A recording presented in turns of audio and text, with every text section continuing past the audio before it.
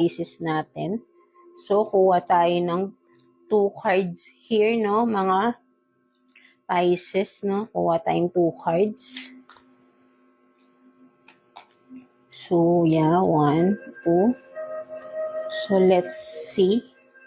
So, you have this, no, sunshine girl, no?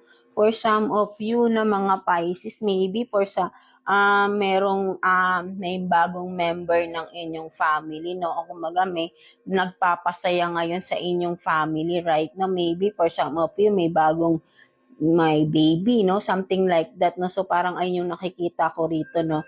Maybe may bagong member na nagpapasaya, no, sa inyong for the whole family, no, something like that, no. So masaya kayo sa pagdating ng new member ng family na ito, right? No, so what else?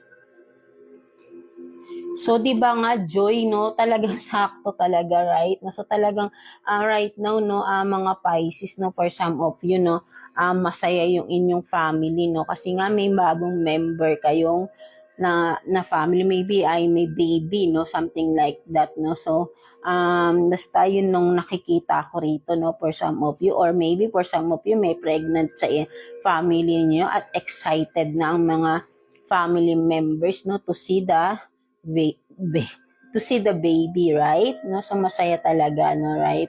No, so tignan naman natin, no, friends ninyo, no, anong sitwasyon, no, pagdating sa friends, no, tignan natin. Kuha tayo ng 2 cards here for you, Pisces. So tignan natin.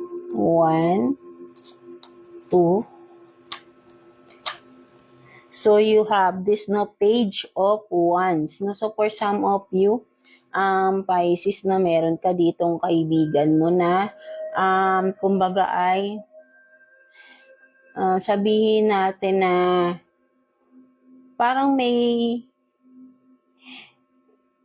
yung bang, parang ayaw niyang makikita niyang, kumbaga parang hindi siya makakilos, no? Something like that, no? So tignan nga natin what else. So, okay. So, meron dito na Pisces, no? Parang may gustong mangutang sa inyo dito na friend of yours, no? Mga Pisces natin, no? So, medyo nahihiya siya, no? Something like that. Or, yun nga, no? Meron siyang problema sa finances, no, something like that, no. Or maybe for some of you Pisces, pwedeng baligtad, no,